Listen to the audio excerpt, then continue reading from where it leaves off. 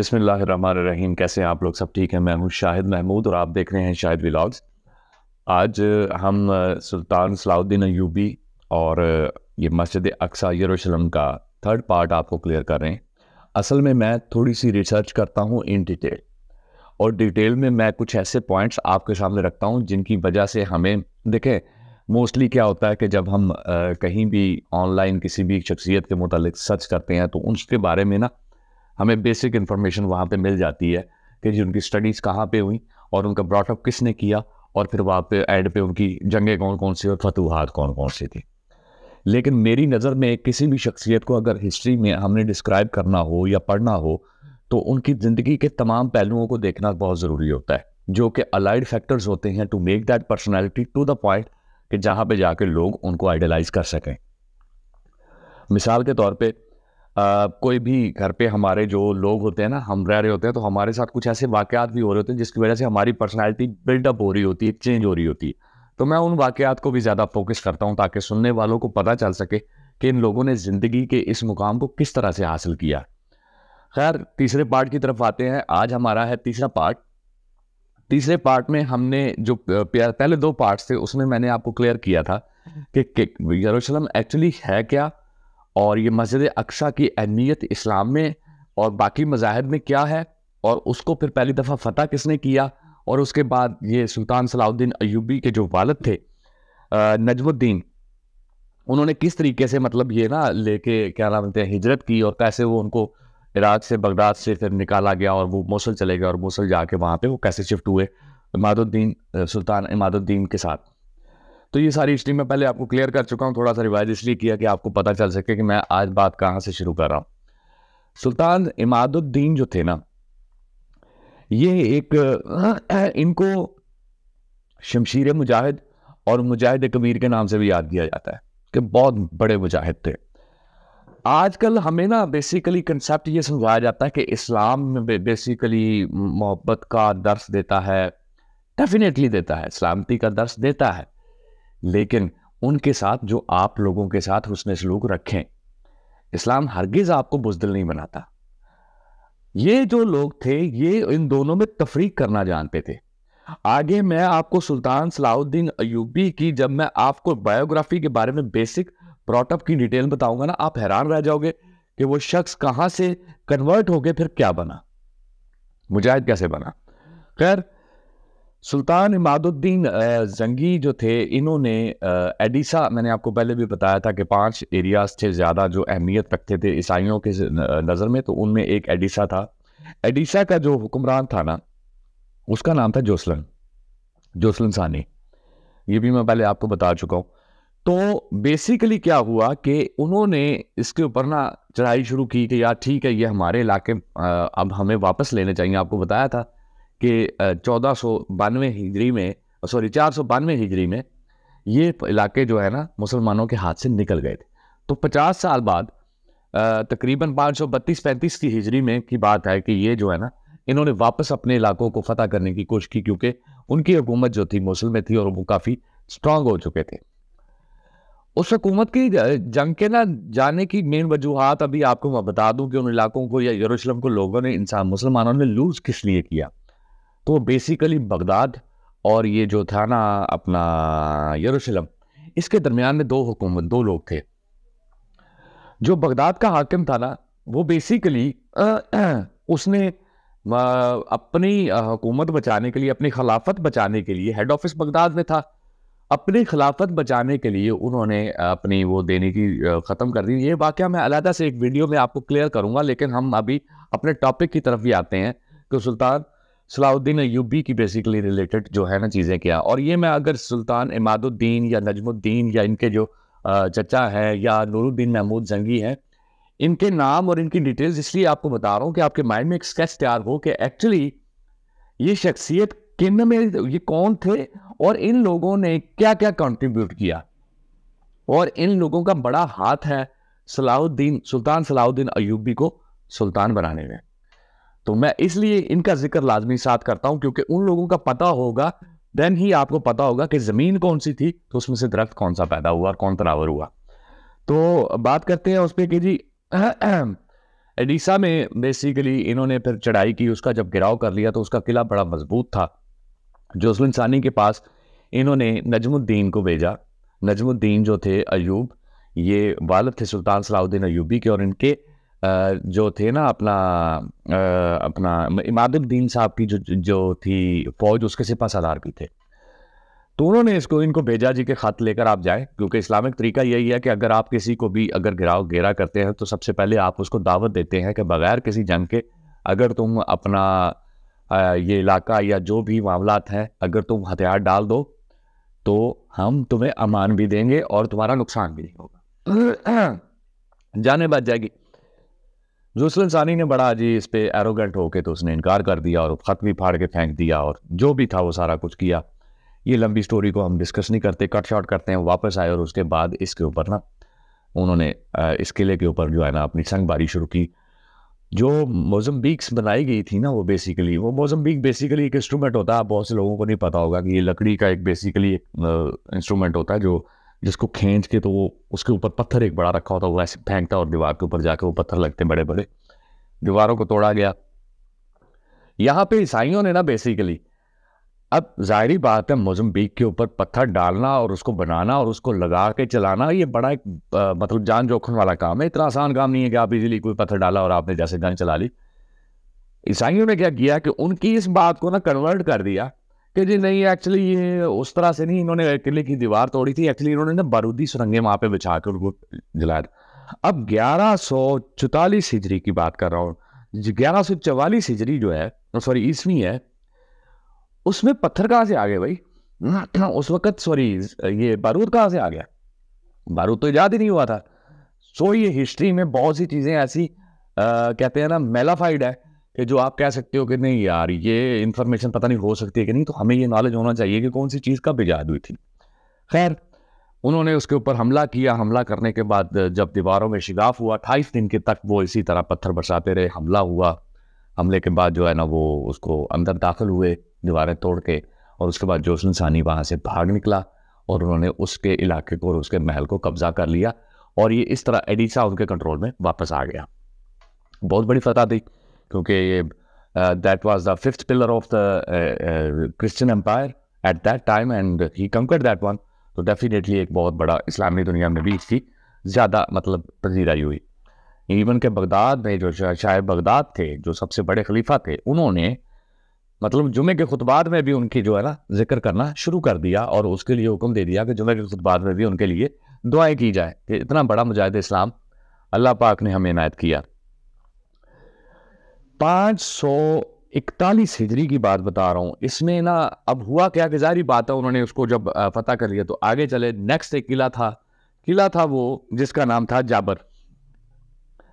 اس کا جب محاصرہ کیا نا تو رات کو یہ سو گئے، اپنے خیمے میں آرام کر رہے تھے، کیونکہ محاصرہ چلتا ہے کافی دنوں تک، ڈسکشنز ہو رہی ہوتی ہیں اس میں. جنگ فوراً نہیں، یہ نہیں کہ جاتے ہی آپ نے چڑھائی کی اور چڑھ دوڑے اور لڑائی ہوگی. ایک جنگ کے کچھ اصول ہوتے ہیں جو کہ سرکار علیہ الصلوۃ والسلام نے بھی ہمیں سمجھائے، اور ان کی حیات طیبہ میں بھی جتنی جنگیں لڑی گئیں ان میں یہی کیا گیا. صلح حدیبیہ اسی کی میں آپ کو قریب سمجھا دیتا ہوں کہ یہ جنگ ہونے سے روکنے کا ایک طریقہ کار تھا کہ ایگریمنٹ بٹوین 2 پارٹیز ہو جائے اور اس کو لے کے چلا جائے. تو ہوا یہ کہ جناب جب یہ محاصرہ کیا گیا جابر کا تو اس وقت جو تھے نا عماد الدین یہ اپنے خیمے میں سو رہے تھے، اور یہ بڑے دلیر قسم کے آدمی تھے، ان کو کوئی سیکیورٹی پروٹوکول اور ان چیزوں کی کوئی ضرورت نہیں تھی، نہ یہ کرتے تھے، حالانکہ مطلب بہت بڑے حاکم تھے تو بنتا تھا، لیکن نہیں. اب ہوا کیا کہ ان کے اپنے غلام نے ہی رات کو ان کو سوتے ہوئے ان پر حملہ کیا اور ان کو جو ہے نا بیسیکلی اپنا ان کے اوپر حملہ کر کے تلوار کے پے در پہ وار کر کے نا جی ان کو شہید کر دیا. شہادت اچانک سوئے ہوئے آدمی پر جب حملہ ہوگا تو زخموں کی تاب نہ لا کر وہ شہید ہو گئے. بہت بڑا نقصان ہوا. تمام علاقے جو تھے ان لوگوں میں لوگ مطلب سڑکوں پہ نکل آئے، گریہزاری ہوئی، لوگوں نے بہت زیادہ غم گساری کا مظاہرہ کیا، اور جو بھی تھا معاملہ میں اس کو اب کیا ڈسکس کروں. خیر ان کی ڈیتھ کے بعد نا اب عیسائیوں میں یہ چیز بڑی ایک کنسیپٹ کلیئر ہوا کہ لو جی عماد الدین کے 4 بیٹے ہیں جو میں پہلے بھی آپ کو بتا چکا ہوں کہ سیف الدین تھے، نور الدین تھے، قطب الدین تھے اور نصرت الدین تھے، کہ ان 4 بیٹوں میں اب اقتدار کی جنگ ہوگی. اور یہ جب جنگ ہوگی تو یہ آپس میں لڑیں گے کمزور ہوں گے اور اس کے بعد ہمارا بدلہ لے لیا جائے گا. اب وہ جو غلام تھا وہ فرار ہوا, وہ ایکچولی بیسیکلی حسن بن صبا کا پیروکار تھا.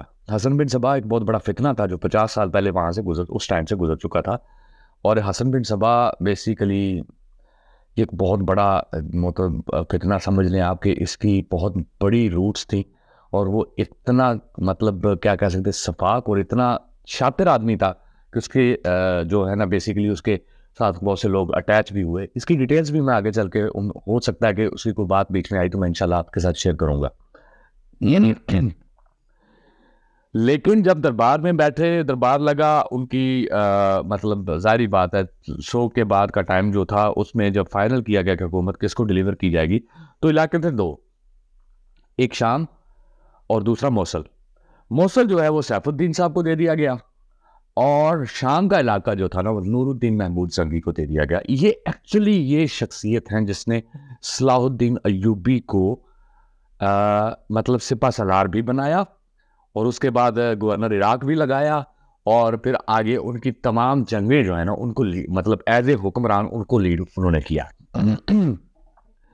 اکثر لوگوں کو یہ شک ہے جی سلطان صلاح الدین ایوبی بیسیکلی وہ خلیفہ وقت تھے, وہ خلیفہ نہیں تھے, وہ basically he was head of the commander of the forces. آپ یہ سمجھ لیں کہ وہ چیف آف آرمی اسٹاف کہہ سکتے ہیں ان کے, آج کل کے دور کے حساب سے سمجھائیں تو یہ بیسیکلی صلاح الدین ایوبی وہ تھے. اب ظاہری بات ہے جب نور الدین محمود زنگی جب وہاں سے شفٹ ہوئے موصل سے شام کے لیے تو ان کے ساتھ ہی ان کے والد جو تھے نا وہ نجم الدین اور اسد الدین شیر کو, یہ دونوں بھی ان کے ساتھ ہو لیے اپنے اہل و عیال کے ساتھ کہ ہم بھی آپ کے ساتھ وہاں پہ شام میں شفٹ ہو جاتے ہیں. شام میں پہنچنے کے بعد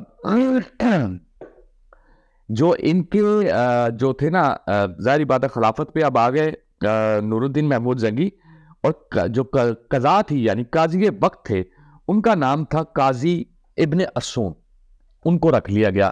یہ بہت بڑے عالم تھے, بہت سی کتابوں کے مصنف بھی ہیں, ہسٹری میں ان کی کتابیں ملتی بھی ہیں, اگر آپ سرچ کریں تو اس کے حساب سے وہ مطلب ان کو رکھا. اب قاضی ابن ارسون کے شاگرد تھے یہ سلطان صلاح الدین ایوبی. جس وقت عماد الدین زنگی صاحب کی جب شہادت ہوئی ہے نا, ان کی حضرت صلاح الدین ایوبی کی جو عمر تھی اس وقت وہ تھی 9 سال. اب یعنی یہ آپ کو سمجھ آ رہی ہوگی کہ ابھی وہ بچے تھے, لڑک پن میں ابھی انٹر ہو رہے ہیں اور سارا کچھ. ان کا جو صلاح الدین ایوبی کا ٹوٹل جو تھا نا فوکس وہ جنگ کی طرف یا کھیل کود کی طرف یا آپ سمجھ لیں کہ ایک مجاہدوں والی جتنی بھی ایکٹیویٹیز ہیں ان سے بڑا دور تھا. وہ اپنا کوئی ایکسرسائز نہیں ہے, کوئی کچھ نہیں ہے, جسٹ اپنی اسٹڈیز کرنی ہے. انہوں نے حفظ کر لیا تھا 4 سال کے اندر ہی. حفظ کرنے کے بعد وہ مطلب قرات میں بھی اور مطلب اسٹڈیز میں, فلاسفی میں, میتھمیٹکس میں, اس میں ان کی جو ہے نا زیادہ اسٹڈیز رہتی تھی. ان کی نمرولوجی بھی انہوں نے پڑھی تھی. تو ان کا جو زیادہ فوکس گزرتا تھا نا وہ علماء کی محفل میں گزرنا, جانا, ان سے ملنا, ان سے بات کرنی, یہ وہ ساری ان کی ڈسکشن سننی, پھر آپس میں علماء جو بیسیکلی کراس ڈسکشنز کرتے ہیں ٹو سالو اینی ایشو, اس کو یہ بہت زیادہ مطلب نا پسند کرتے تھے.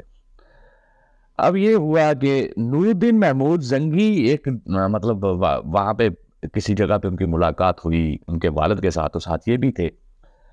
انہوں نے صلاح الدین ایوبی کو کہا کہ جی تم نے مطلب you guy is suppose to be in my palace, یعنی جو ڈیلی کی جو ہماری میٹنگ ہوتی ہے نا تمہیں ڈیلی وہاں پہ میرے پاس آنا.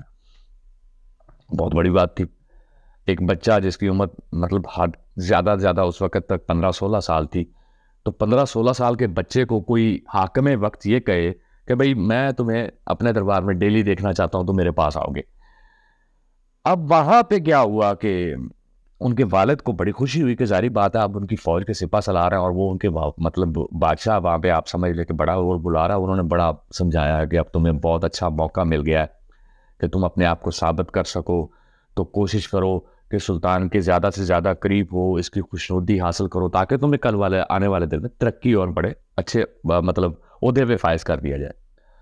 سلطان صلاح الدین ایوبی نے وہاں پہ کہا جی کہ میں اس کی خوشنودی کس لیے کروں, مطلب مجھے بڑا عہدہ نہیں چاہیے, جس کو میں ڈیزرو نہیں کرتا وہ مجھے چاہیے نہیں, وہ ملنا بھی نہیں چاہیے, جو ڈیزرو کرتا اس کو وہ مل جائے گا. تو انہوں نے کہا پھر تم کیا دربار میں نہیں جاؤ گے؟ انہوں نے کہا بالکل جاؤں گا کیونکہ حکم ہے. الحکم فوق الادب، سرکار علیہ الصلوۃ والسلام کا فرمان ہے. انہوں نے کہا جی حکم آ گیا میں جاؤں گا، لیکن میں اس لالچ میں نہیں جاؤں گا کہ مجھے وہاں پہ کوئی عہدہ ملے گا یا مجھے کوئی بڑا مطلب ایک قربت ملے گی اور ان کی خوشنودی حاصل کروں گا یا ان کی وہ چاپلوسی وغیرہ. یہ مجھ سے نہیں ہونا. معذرت کے ساتھ بڑا اسٹریٹ فارورڈ جواب دیا. باپ بڑے مایوس ہوئے. خیر صلاح الدین ایوبی نے جانا شروع کیا. انہوں نے کیا کیا کہ اب یہ دربار کا سیٹ اپ ہوتا ہے کہ جو مطلب قریبی ہوتے ہیں نا امیر، وہ پہلے وزراء بیٹھتے ہیں، پھر امیروں کی جو لائن ہوتی ہے نا وہ ایک سیپریٹ لوگ ہوتے ہیں، they are basically lead class of the society. تو اس نے ان کو سیپریٹ ان کی، آج بھی آپ نے دیکھا ہوگا کہ یہ سیٹنگ سٹرکچر ہر جگہ پہ پایا جاتا ہے، تو وہاں پہ بھی تھا. اب تمام امیروں میں جی سب سے پہلی چیز جو رکھی گئی خالی کروا کے وہ سلطان نے حکم دیا اپنا نور الدین محمود زنگی سے صاحب نے. تو انہوں نے یہ کہا جی کہ سلطان یہ جو صلاح الدین ایوبی ہے اس کو، ان کا نام یوسف تھا بیسیکلی، آپ کو بتایا ہوگا، تو ان کو وہاں پہ بٹھایا جائے. وہاں پہ 50 60 سال 70 سال کے لوگ اور سب سے کم عمر سے ایک بچہ سا لڑکا سا آ کے ان کے ساتھ بیٹھ جائے. تو ڈیفینیٹلی ان لوگوں کو بڑی جیلسی بھی ہوئی، پرابلم بھی کریٹ ہوئی. اس سینس میں ان کے دماغ میں یہ بھی آیا کہ یہ کیا طریقہ کار ہے ہمارے لیے کو حد تک کی جا رہی کہ ایک لڑکے کو اس طرح سے بٹھا دیا گیا. لیکن صلاح الدین ایوبی بہت کانفیڈنٹ انسان تھا اور انہوں نے یہ کیا کہ کسی بھی چیز کو بالا طاق رکھ کے وہ اپنی اس ڈیوٹی میں جانا شروع ہو گئے.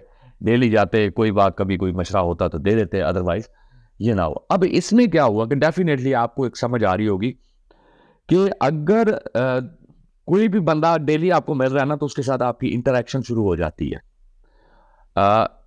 if supposedly you like him as well being a person, تو ان کے درمیان اچھی ایک نا مطلب بانڈنگ ہونا شروع ہو گئی نور الدین محمود زنگی اور صلاح الدین ایوبی کے درمیان. انہوں نے کیا کیا جی کہ نور الدین محمود زنگی بیسیکلی ایک چوغان کا ایک نا ہوتا تھا کھیل، گھوڑے کے اوپر گھڑ سواری کرنی ہے بڑی سپیڈ کے ساتھ، اور پھر وہ بیسیکلی ایک دوسرے کے ساتھ سبقت بھی لینی ہے، اور دوسرا وہ ایک مطلب ہوتا ہے کیا کہتے ہیں کہ وہ کوئی نشانہ بیسیکلی ہوتا ہے جو اس کو لگانا ہوتا ہے. تو یہ نیزہ بازی کے راؤنڈ اباؤٹ ہی ہوتا ہے، مجھے اب اس کا اتنا زیادہ ڈیٹیل نہیں پتا، لیکن یہ بیسیکلی گھڑ سواری کا بہت بڑا ایک کھیل تھا. تو نور الدین محمود زنگی کو اس کھیل کے ساتھ بڑی دلچسپی تھی، بہت زیادہ جنون کی حد تک وہ ان کو جوڑا شوق تھا. بلکہ کئی دفعہ تو عمرہ جو تھے انہوں نے یہ بھی کہا کہ آپ خلیفہ وقت ہیں اور آپ کو زیب نہیں دیتا کہ آپ یہ کھیلوں میں اپنا ٹائم ضائع کریں. تو نور الدین محمود زنگی نے اس کو بڑے اوپر بہت براڈ مائنڈڈ بندہ تھا. اب میں سمجھتا ہوں کہ اگر آج کل کے دور میں آپ یا ہم ہوں اس پوسٹ پہ بیٹھے اور اچانک آپ کا سبارڈینیٹ چھوڑے، کافی نیچے کا بندہ آپ کو اٹھ کے یہ تانا دے، تو definitely we will get aggressive. ہم مطلب غصے میں آئے ہوں، غصے میں نہیں آیا. اس نے کہا کہ جی میں بالکل اس کھیل کو پسند کرتا ہوں، اور اس کی وجہ یہ ہے کہ میں اپنے اللہ نے حکم دیا ہے قرآن پاک میں کہ مجاہد اور اس کے گھوڑے کو ہمیشہ تیار رکھو. تو میں اپنے گھوڑے کی ایکسرسائز کے لیے یہ کھیل کھیلتا ہوں تاکہ میں بھی فٹ رہوں اور وہ بھی رہے. اب یہ ایک مطلب ایک علیحدہ سے ایک تھی کھیل کو عبادت کے درجے کی طرف لے کر جانا اور بڑے ایک ڈپلومیٹک طریقے سے اگلے بندے کا منہ بند کروانا. تو یہ ایک فن ہوتا ہے، انٹیلیجنس ہوتی ہے، اگر کسی ہر شخص میں نہیں ہوتی. خیر سلطان صلاح الدین ایوبی کو انہوں نے یہ کہا نور الدین محمود زنگی نے کہ بھائی یہ کھیل تمہیں آتا ہے؟ انہوں نے کہا جی نہیں میرا کوئی لینا دینا نہیں، میں فزیکل ایکٹیویٹیز اور اس طرح میں تو نفیس سا آدمی ہوں، کتابیں پڑھ لیتا ہوں، فلاسفی جانتا ہوں، مطلب آپ سٹڈیز کے متعلق یا علم کے مطابق میرے ساتھ بات کریں تو میں ٹھیک ہے، ورنہ یہ مجھے نہیں. انہوں نے کہا نہیں بھائی میں بات یہ ہے کہ میں جاتا ہوں یہ کھیل کھیلنے کے لیے، اب تم ایک کام کرو، تم بھی یہ کھیل سیکھو اور اس کے بعد ہم یہ کھیل کھیلیں گے، تم نے میرے ساتھ کھیلنا ہے. جیسے دوست ایک دوسرے کو موٹیویٹ کرتے ہیں. اب ظاہری بات ہے حکم تھا، انہوں نے کہا ٹھیک ہے جی میں سیکھ لیتا ہوں. اب ایک چیز تو آپ کو بھی ذہن میں ہونی چاہیے کہ کچھ چیزیں نا انسان کے بلڈ میں ہوتی ہیں، وہ ان کو ڈینائی نہیں کر سکتا، ان کو بدل نہیں سکتا. مطلب اگر ایک باپ سپہ سالار ہے تو اس کا بیٹا یہ نہیں ہو سکتا کہ اس کے اندر وہ گٹس ہی نہ ہو، وہ کیا کہتے ہیں کہ وہ کیا کہہ سکتے ہیں اس کو، مطلب I couldn't find exactly the word، کہ اس کے اندر وہ جراثیم ہی نہ ہو کہ وہ کیا نام لیتے ہیں اس کے اندر جنگ سے لڑنے والا یا خوف والا کوئی ایسا ایلیمنٹ ہو. ڈیفینیٹلی ایک مجاہد کا بیٹا مجاہد ہی بنتا ہے، اس کے اندر وہ گٹ ضرور ہوتے ہیں. یہ علیحدہ بات ہے کہ وہ فیلڈ آف ایکسپرٹیز کوئی اور چوز کر لے. خیر صلاح الدین ایوبی نے چوغان کا کھیل سیکھنا شروع کیا. within 40 days he was expert in that. اور پھر 40 دن بعد نور الدین محمود زنگی نے ایک مقابلہ رکھا اور اس میں کہا جی کہ سلطان صلاح الدین ایوبی میرے ساتھ مقابلہ کرے گا. اب ہوا کیا کہ سارے عمرا کو بھی کہا گیا کہ تم بھی آنا اور تم نے بھی لڑنا ہے یہ وہ، لیکن کوئی بھی ان سے نہ جیت سکا. سلطان صلاح الدین ایوبی جو ہے نا سارے عمرا میں سے سب سے زیادہ مطلب اچھا کھیل گئے اور اس کو لیڈ کر گئے اور لوگوں نے اس کو مطلب کیا، ایکسیپٹ بھی کیا. اس میں یہ ہے کہ سلطان نور الدین محمود زنگی نے ان کو جو ہے نا تھوڑا سا ان کو گفٹ وغیرہ بھی دیے اور بڑی ایک مشہور ہو گیا جی کہ یہ ایک جوان ہے، ینگسٹر ہے، لیکن یہ بڑا اچھا کھیلتا ہے. اس کے بعد کیا ہوا کہ ان دونوں کے درمیان نا اب مقابلہ بازی ڈیلی کی شروع ہوگی. ڈیلی نہیں تو ہر ہفتے جو بھی ان کی روٹین تھی اس میں یہ دونوں اکٹھے لڑتے. تو نور الدین محمود زنگی کو یہ اندازہ ہوا کہ سلطان صلاح الدین ایوبی جو بیسیکلی ہے نا صلاح الدین میرے ساتھ مقابلہ تو کرتا ہے لیکن جان بوجھ کے اینڈ ٹائم پہ اپنے گھوڑے کی لگام کھینچ کے پیچھے رہ جاتا ہے اور مجھے جتا دیتا ہے. تو جب ظاہری بات ہے ہر بندے کو پتہ چل جاتا ہے، ضروری نہیں ایک دفعہ نہ چلے تو ہر دفعہ نہیں لگے گا، لیکن وہ پتہ چل گیا. انہوں نے ان کو ڈانٹا، اس نے کہا کہ جی دیکھو بات یہ ہے کہ میں تمہارا خلیفہ نہیں ہوں، یہاں پہ کھیل میں میں تمہارا حریف ہوں، تم میرے ساتھ اس طریقے سے کھیلو کہ تم نے مجھے ہرانا ہے. خیر جب یہ بات انہوں نے کی تو انہوں نے اوکے نو پرابلم. تو نور الدین محمود زنگی ہار گئے ان سے. تو سلطان صلاح الدین ایوبی سے وہ بڑا خوش ہوئے اور اس بات پہ انہوں نے جو ہے انہوں نے کہا کہ اعلان بھی ہو گیا، بڑے علاقے میں دھوم مچ گئی کہ یار اتنے بڑے ہستی سے انہوں نے جو کھیل جیتا اور اس طرح کی ایکٹیویٹی کی. پھر اس کے بعد ان کا بھی انٹرسٹ بڑھنا شروع ہوا، تعلیم لینی شروع کر دی، سوڑ کی، تیر اندازی کی، جنگ کی. پھر یہ پوری ایکسرسائزز ہوتی ہیں، پوری ایک ٹریننگ ہوتی ہے وہ لینا شروع کر دی انہوں نے کہ تاکہ اس کے ساتھ ساتھ چلتا رہے. لیکن اس کے درمیان میں ایک بہت عجیب سا ایک واقعہ پیش آیا. وہ یہ ہوا کہ جو جوسلن ثانی میں جس کی بات بتا رہا تھا، عماد الدین زنگی نے جس پر حملہ کیا تھا، وہ بھاگ کے چلا گیا انطاکیہ. انطاکیہ میں جا کر اس نے پناہ لے لی، وہ گرفتار نہیں ہوا تھا. وہاں پہ اس کو جو نا کیا کہتے ہیں کہ انہوں نے بھیجا بندہ انطاکیہ یہ جا کے اس نے پناہ لے لی جوسلن ثانی نے، اور یہ بیسیکلی ایڈیسا کا حکمران تھا. تو جو تھے نا یروشلم والی سائڈ پہ دوسرے عیسائی، انہوں نے اس کو پیغام بھیجا اور اس کو کہا کہ بھائی ایک کام کرو، اب ظاہری بات ہے عماد الدین زنگی وفات پا گیا ہے، اس کے بیٹوں کے درمیان جو حکومت تھی وہ بٹ گئی ہے، فوج آپس میں بٹ گئی ہے، یہ کمزور ہو گئے ہیں. دس از the time to get ایڈیسا back, کہ یہ ایڈیسا کو ہم نے واپس لے لینا چاہیے. تو کوشش کرو کہ تم اگر یہ کرنا چاہو تو ہم تمہارے ساتھ ہیں. اس نے انطاکیہ کے آنر جو تھا وہ اس وقت جو اس کا کیا نام لیتے ہیں بڑا تھا وہاں پہ جو تھا، اس کو بولا کہ بھائی، اس کا نام تھا ڈیمورا سے اس نے یہ بات کہی کہ بھائی اگر یہ خط آیا تو میں کیا کیا جائے. تو اس نے کہا مجھ سے کیا چاہتے ہو؟ اس نے کہا جی وہ بڑا شاطر آدمی تھا، بہت گھما پھرا کے ایسی بات کرنے والا. اس نے کہا دیکھو میں نے تو اپنی زندگی جو ہے نا یسوع مسیح کے لیے قربان کرنے کی قسم کھائی ہوئی ہے، تو مجھے تو کوئی فرق نہیں پڑتا میں وہاں پہ مر بھی جاؤں یا نہیں، لیکن میں کسی بھی طور پر ان کا نام نیچے نہیں آنے دوں گا. یہ بیسیکلی نا جذبی جو ہے نا ہجان ہم لوگوں میں بھی پایا جاتا ہے، اور اس کا بڑا لوگ مس یوز بھی کرتے ہیں ہمارے ساتھ. فیصل آباد کا بہت بڑا واقعہ پچھلے دنوں ہوا تھا. تو یہ عیسائیوں اور مسلمانوں کے ساتھ یہ ایک بہت بڑا ویک پوائنٹ ہوتا ہے کسی کو بھی ماننے والے کے درمیان، تو اس کو لوگ مس یوز کرتے ہیں. خیر انطاکیہ سے پھر اس کو انہوں نے بھی ایڈ دی، ڈیمورا نے بھی اپنی ایڈ دی، اور بیسیکلی اس نے کوئی فوج تیار کر کے تقریباً 1000 ایک سپاہیوں کا لشکر لے کر رات کو اچانک اس نے حملہ کر دیا ایڈیسا کے قلعہ کے اوپر. اور وہاں پر اس نے ظلم و بربریت کی وہ مثال قائم کی کہ آپ سوچ بھی نہیں سکتے. اتنا زیادہ مسلمانوں کے ساتھ ظلم اس سے ہوا کہ مطلب لوٹنا مارنا بہت چھوٹی بات ہے، ان کو قتل کرنا بہت چھوٹی بات ہے، عورتوں کی آبرو ریزی کرنا میں کہتا ہوں یہ بھی ابھی چھوٹی بات ہے جو اس نے کیا. اس نے ایک کھیل کھیلا شروع کیا وہاں پہ، بتاتے ہوئے خیر مجھے دکھ ہو رہا ہے لیکن مجبوری ہے کہ یہ لوگ مسلمانوں کو نا ٹیررسٹ کہتے ہیں. تو ان کی ہسٹری بتا رہا ہوں کہ جو basically in the books of the history they can find it out and they can not deny it. تو وہ کیا تھا کہ انہوں نے جو نومولود بچے تھے نا بیسیکلی ماؤں سے چھین کر اس بچے کو اوپر اچھالتے تھے اور نیچے نیزے کر دیتے تھے اس کے، اور وہ بچے کے نیزے جب واپس نیزوں پہ گرتا تھا نا تو بیسیکلی بچے کی چیخیں سن کر ہنستے تھے، اور پھر اس بچے کے ٹکڑے کر کے اس کی ماں کے سامنے ہی پھینک دیتے تھے اور کہتے تھے نیکسٹ بچہ لاؤ. آپ سوچیں کہ اس کی کنڈیشن کیا ہوگی. لیکن کیا ہوا، یہ تقریباً 2 دن تک یہ نا واقعات ہوتے رہے، اور اس نے تمام جتنے بھی مسلمان تھے ان کو مارا، بوڑھوں بچوں کچھ کسی کو نہیں چھوڑا گیا. خیر اب یہ خبر اچانک پہنچی نور الدین محمود زنگی کے پاس کہ جناب یہ تو رات یہ معاملہ ہو گیا. نور الدین محمود زنگی نے فوراً سے پہلے اپنا جو ہے نا وہ لشکر لے کر وہاں پہ نکل پڑے. ان کے ساتھ عماد الدین زنگی بھی تھے, عماد الدین بھی تھے, اپنا اسد الدین شیرکو بھی تھے, اور دوسرا سلطان صلاح الدین ایوبی کے والد بھی تھے.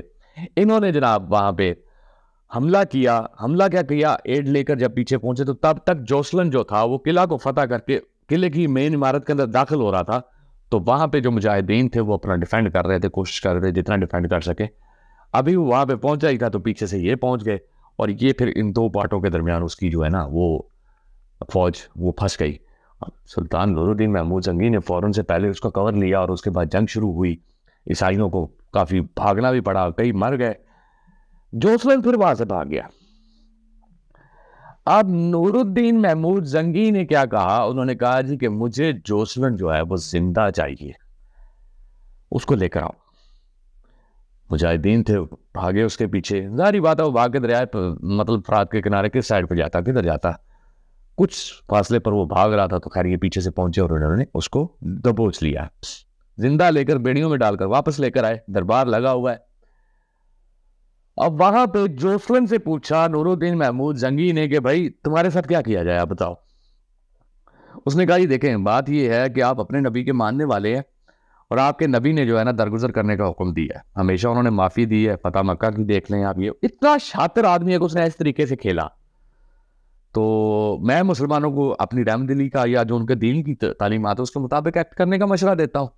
تو میں خود شرمندہ ہوں, مجھ سے غلطیاں ہوئیں, کوتاہیاں ہوئیں, جو کچھ ہوا. اس وقت جو تھے نا ابن اسون قاضی جو تھے وہ فوراً اٹھ کے کھڑے ہوئے. انہوں نے کہا کہ میں تمہیں تمہاری ہسٹری بتاؤں نا تو تمہیں پتہ چلے کہ تم لوگ کون ہو. خیر انہوں نے ایک بہت بڑا واقعہ بتایا. اس واقعے کا اس سے ریلیشن کوئی نہیں ہے, تو اس لیے میں یہ کہتا ہوں کہ اس کو چھوڑ دیتے ہیں. اس وقت جو تھا جوسلن ثانی, اس کی آنکھوں میں پھر گرم لوہے کی سلاخیں پھیری گئیں, اور اس کو زندہ چھوڑ کے زندان میں ڈال دیا گیا کہ یہ جیل میں ساری زندگی دیواروں کے ساتھ ٹکرے مارتے اس نے زندگی گزاری, اور وہ وہاں پہ رہا. یہ اس کی سزا تھی, کیونکہ فوراً مار دینا کوئی بڑی سزا نہیں ہے. تو بات چل رہی تھی سلطان صلاح الدین ایوبی کی, تو اس طرح سے ان کا براٹ اپ ہوا. آگے میں بتاؤں گا ان کی اپائنٹمنٹس, اور آگے کس طریقے سے انہوں نے پھر اپنی جنگوں کا آغاز کیا, صلیبی جنگوں کی ڈیٹیلز کیا تھیں. میں ان کو تفصیل کے ساتھ آپ کے سامنے لاتا رہوں گا. ویڈیو لمبی ہو گئی ہو تو معذرت خواہ ہوں, لیکن بہت ساری چیزیں ہیں جو ابھی بھی میں سکپ کر رہا ہوں بیچ میں سے, اس لیے کہ آپ لوگوں کا زیادہ وقت نہ لیا جائے. تو اس چینل کے لیے آپ سے یہی ریکویسٹ ہے کہ آپ اس کے چینل کو سبسکرائب کریں, اس ویڈیو کو شیئر اور لائک ضرور کیا کریں. ہم بھی اپنی ایفرٹس کر رہے ہیں کہ آپ لوگوں تک کریکٹ انفارمیشن لے کر آئیں. تو تب تک کے لیے اپنا اور اس چینل کا خیال رکھیے گا, دعاؤں میں یاد رکھیے گا. اللہ حافظ.